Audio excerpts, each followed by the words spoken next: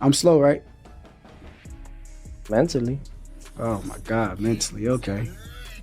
I'm talking about I'm slow in the boxing ring, right? Mentally. I'm talking about the boxing ring, what you was talking about. I'm slow, right? Mentally. Okay, you're gonna see. I promise you're gonna see. Teo, to Shakur's point, you seem to be the guy that rises to the level of your competition. When you were going against Loma, people felt you were the underdog. Josh Taylor, the same thing. And those are the fights where you really showcased your skills and abilities and upset the odds. Is this another fight where you're coming in there with that mentality to upset the odds? Just put him in front of me and I'll beat him. Not about the odds. It's about, I guess defining them. You define the odds. Everybody's against you, great. That's when you know you're doing great. I put a thing out there. It's like, if you want to be liked in this sport, be a good boxer. You want to be loved in the sport, be the best boxer. But if you want to be hated in this sport, including the odds, be the greatest boxer. So this interview might have seemed chill from the outside, but trust me, the energy underneath was absolutely electric. The second they started digging into their history together, you could sense something brewing. All that amateur stuff, who got opportunities first, who felt left behind, that's when things really started heating up. No, yeah, I'm thinking, I don't know if it's 2011 or 2012 National Junior Olympics, or Junior National Golden Gloves. And I remember seeing him. He was wearing a white tank top. I think it was red and white trunks. And he was just whooping on dude bad. And that's when I noticed we were both cleaning up our divisions leading up to the finals. He ended up winning. I ended up, coming in second. Did you first become aware of Teo? It's so crazy. So like when I first kind of got aware of Teo, was probably before he even knew me. But I used to get on YouTube and I used to watch like the DMV fight, and I seen one of his fights up there and I kind of watched him. I thought he was a good fighter, and that's when I kind of got a first whiff of Teo. But when I finally first met him, probably was the same time he talking about. Shakur admits he had some jealousy going on. Then Teo fires back, saying he just wasn't bothered by any of it. Next thing you know, we're not even discussing their boxing careers anymore. We're deep in personal territory, talking about wounds that clearly never closed up properly.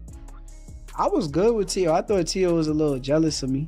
That's what I thought. Yeah, he was getting the fights that you were calling for Loma. He got Loma. Yeah. Did you see him as a future foe? I think that everything just plays out the way it does, and eventually we was gonna end up meeting up with each other eventually. I had never seen any jealousy in my part with him. I mean, for crying out loud, he fought for Team USA, got a silver medal. And, not during them times though, and bro. The whole thing not was during them times. pushed. I'm speaking on the times where I felt like you had a push start. You got the you used to be ahead of me far as like ESPN only like black fighters and all that kind of stuff. And when you said that, I kind of felt like it was a shot at me. So I felt like it was a little bit of jealousy.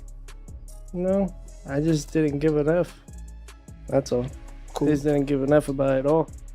When Teo starts running his mouth about making Shakur quit or putting him to sleep, the whole atmosphere shifts. You can practically feel everyone holding their breath, but Shakur's comeback was ice cold, not screaming or anything, just that deadly quiet tone, basically asking if Teo really thinks he's that easy to figure out. Those are the kind of words that come back to haunt someone when the bell rings.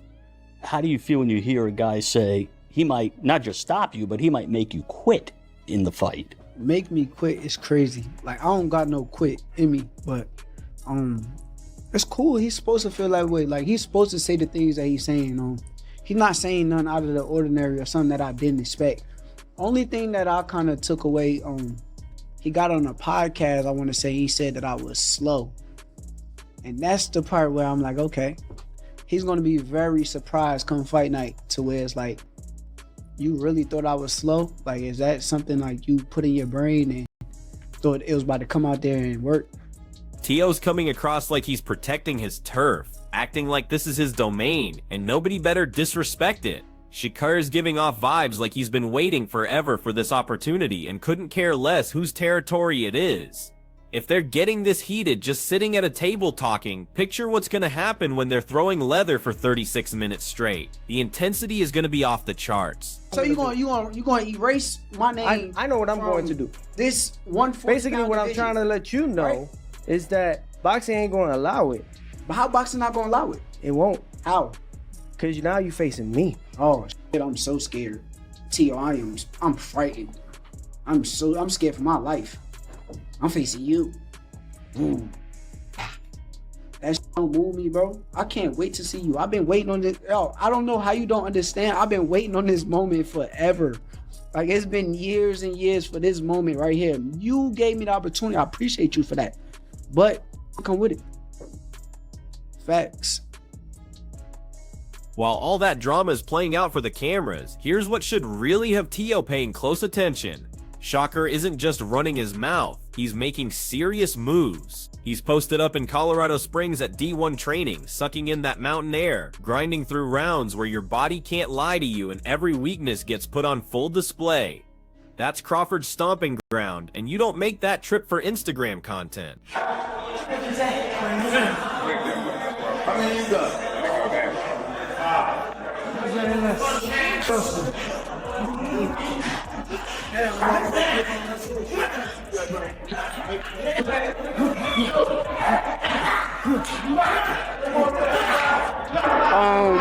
It's all fun and games, man. We just in here having fun, joking around and letting them get some experience. You know, when you boxing, you gotta box in front of a lot of different people. So being that they in front of a lot of people right now, we kind of gassing it up, making it feel like it's an atmosphere of a fight. So I enjoyed it. This isn't about putting on a show or chasing headlines on social media. This is serious, methodical, high-elevation punishment where your reflexes get razor sharp and your cardio becomes bulletproof. When someone like Shakur decides to take their preparation to that level, it sends a crystal clear message about what kind of war he's getting ready for. Not some wild brawl, not an ego contest, not feeding off crowd noise, but surgical precision, marathon endurance, championship round domination. Yeah. They got it. That's good. I feel great. You know, sprints kind of be getting me right. You know, get my conditioning right. You know, sometimes in a fight could turn into a sprint, cause it's like start the pace fast as hell, and then they can't keep up the pace. But the sprints will kind of get you in shape to where once you break down, sometimes you get a second win, then you get another win, then you get another win after that. So. I did the sprints a lot in a Jamel Herring fight. That's why you seen me fight at a fast pace. And then once I slowed down, I picked it back up and I had all the energy in the world to do it. So we locked in. Let's get it. That mountain training is all about staying sharp and clear-headed when Tio is still throwing bombs, and it's about weaponizing patience while building the kind of gas tank that doesn't quit when things get uncomfortable. So while Tio is talking big about owning territory and asserting dominance, Shakur is up there quietly stacking advantages that won't show up in any press conference, but will definitely show up when the championship rounds arrive. And that should terrify anyone, because when the trash talk ends, Oxygen Debt doesn't care about your reputation. So far, it came going great. We about a month away from fight day. Everything going according to plan. Court look great, man, great. He getting the rounds in. Everything going according to schedule. We coming for the victory. You know, me as a trainer, I don't train to go the distance. I think that's wear and tear on the body. You put all the work in camp to make the fight night as easy as possible, and that's what he gonna do. Right after breaking down how Shakur disappeared into those Colorado mountains, training like a monk and fine-tuning every detail at D1 like he's preparing for a 12-round science experiment, we need to zoom back to New York because that's where this whole collision is about to go down. I'm catching Paulie and Chris breaking it down on Boxing Scene and thinking, finally, some real perspective from guys who've actually been in there. No fake experts or yes men, just fighters who know exactly what Madison Square Garden does to your soul and your legs. And they're absolutely right. The Garden isn't just another building, it's a laboratory. For Shakur, it's his coming out party. For Tio, it's his last stand. Because Teofimo is at his most dangerous when he's counted out. And this is going to be one of those fights where he's going to be counted out. Because Shakur is looked at by and large as the guy who can dominate boxing in this generation, right? It's just a matter of him getting the opportunity. I myself have felt that he's the guy who could and should be dominating boxing if he gets the right matchups. But bro, this is one of the rare matchups, if not maybe the only matchup, where I feel like it's a big threat here to Shakur. You can hear it in how they analyze Teo. The more people write him off, the more lethal he becomes, like he runs on pure spite and disbelief. This pattern keeps repeating itself. When Teo is comfortable and favored, he can sleepwalk through rounds. When everyone's betting against him and his reputation is on the line, that's when he starts defying gravity and making highlight reels. Shakur operates from the complete opposite mindset. He doesn't feed off drama to excel. He needs mental clarity. He's the type who arrives early, stays focused, and still destroys the test while everyone else is panicking. This personality clash is exactly what makes this matchup so compelling. When Paulie suggests this could be one of the few legitimate challenges to Shakur's reign, he's not being disrespectful, he's being brutally honest. And then they would all come undone only because of this reason. Teofimo Lopez, we've seen him at his best, but he typically brings out his best characteristics when his back is to the wall and he's counted out. And he's going to be counted out in this fight. By and large, people are going to side with Shakur in this fight to win the fight because he's the more consistent fighter, he's the more class fighter overall, and he's just so good. But Teofimo has a way, when you're so good and he knows you're so damn good and everybody feels like you're gonna beat him. Shakur might be the more polished, consistent technician, but Teo represents that rare wild card that doesn't follow the script. He can elevate his performance in ways that completely scramble expectations, timing, and fight plans. And I appreciate how they position New York itself as a crucial factor because it absolutely is. This isn't some sterile Vegas production where everything's manufactured and predictable. This is Madison Square Garden where every reaction feels personal and every cheer carries weight. Teo absorbs that energy and sometimes converts it into rocket fuel. Shakur processes that same energy and filters it out like white noise. Two completely different processors, same battlefield, and the betting odds just make it more interesting. When it came to Bosis, he was not good. He did not. It was not a good night. Oh, like a street fight. Yeah, it was shots. And I think I was a guest on that on the call for that show, and I said I got one guy fighting with ego and I got one guy fighting with discipline, and that's what it was because he just went out there and was just trying to knock him out from round one, and it was not working out well. Now, is he going to do that against Shakur? Absolutely not. But also, we've seen him struggle with guys like Jermaine Ortiz. We've seen him struggle with who was the Canadian guy who I mean, not that he struggled, but he failed. Here's what I'm telling you straight up. On paper, logic says Shakur takes this more consistent, higher fight IQ, less emotional swings. But boxing doesn't happen in theory, it happens in split seconds, and Teo thrives in those moments. That's the X factor. That's why this fight matters, and it goes beyond championship belts or rankings. This is about whether systematic discipline can neutralize explosive unpredictability, or if chaos can shatter perfect preparation. And when seasoned veterans tell you they wouldn't put money on this outcome, that's not indecision. That's acknowledging how wild elite level competition can get. This isn't a safe pick, it's a genuine toss-up, and that's exactly why everyone's locked in. A weight class below, and years out, said I could beat that guy. He called out Jaron Ennis. Obviously he didn't fight Jaron, but when him and his father put their heads together and they see something in a guy and they end up taking a fight like this, that's dangerous where he's the underdog. Right after Paulie and Chris finished dissecting that discipline versus danger equation, like two guys who actually understand what those lights feel like, the energy shifts when Buddy McGirt enters the conversation, and you can sense the room getting more serious in that respectful way, listening to him talk and thinking, this isn't hype building, this is pure conviction. No theatrical moments, no clickbait opinions, just someone who's developed multiple generations of killers saying Shakur is built different. What strikes me is how straightforward he keeps everything. Not athletic comparisons, not volume contests, not ticket sales debates. Control. That's his focus. Buddy's essentially saying you can't pressure Shakur, you can't intimidate him, and you definitely can't just swing wildly hoping for magic. If you're Teo, you can't depend on attitude or explosive moments. You have to outsmart someone who thinks 3 moves ahead constantly, and that's an impossible assignment. When Buddy describes Shakur's approach, it sounds like he's already solved the puzzle while his opponent is still reading the instructions. 2 different styles. You know what I mean? And, Shakur just has a style that, To appreciate it, you got to be a real boxing person. Yeah, because you know, when I say athleticism, it's like explosiveness and twitch. But isn't Shakur with the timing and the distance? It's more subtle. Relax. You know what I mean? He can do whatever he can take control at any time when he wants to. Is it like more efficient? Like Teo will cross arm and use all these reflexes. Then Shakur will just take a little half step back. That's like, it. Is that more it's all efficient? about control. It's all about control.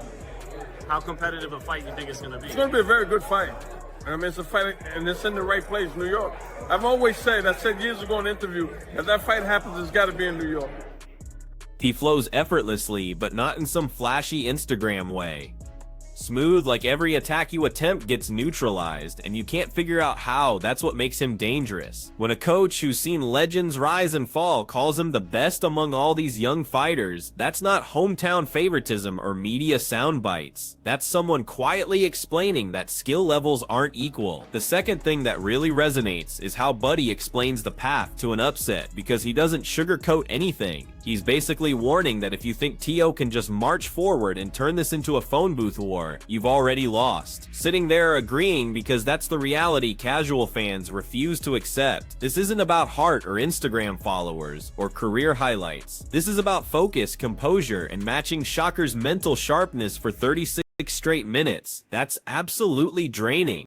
Shakur, definitely. Why is that? He's the best at that weight. No one's going to beat him at that weight. You know, he can go up to 47 and win a title. That's how good he is. I mean, it's going to be a good fight. I'm glad it's finally happening. You know, a good fight in boxing. You got two very skilled fighters. And look, I love Teofimo. You know, I picked him to beat Lomachenko. You know what I mean? But I just think that Shakur's on another level. Buddy isn't sleeping on Teo at all. He respects him enough to tell the uncomfortable truth. To defeat Shakur, you need to be more intelligent than you've ever been, not more reckless. And how many fighters actually achieve that when everything's on the line? That's why his prediction carries so much weight. He's not promising a one-sided beatdown. He's explaining that Shakur wins because he dictates the fight's tempo. Step back, recalibrate, steal your momentum, steal your timing, steal the round repeatedly. When Buddy casually mentions that Shakur impresses him more than all the other big names, that's not shade, that's wisdom. This isn't an emotional prediction, it's a calculated warning. When you step in there with Shakur Stevenson, you're not just facing another fighter, you're facing someone who's already 3 steps ahead of where you think you're going. I remember Shakur as a kid when he was an amateur. And I always tell him, kid, he's just special, man. He's special. What's Teo, if he can pull it, like if you were his trainer, what would be the game plan, you think, to try to pull off what would be an upset? You gotta be double smart. You can't go in there and think you're gonna bully him. You can't think you're gonna go in there and bomb him out. You gotta be extra smart.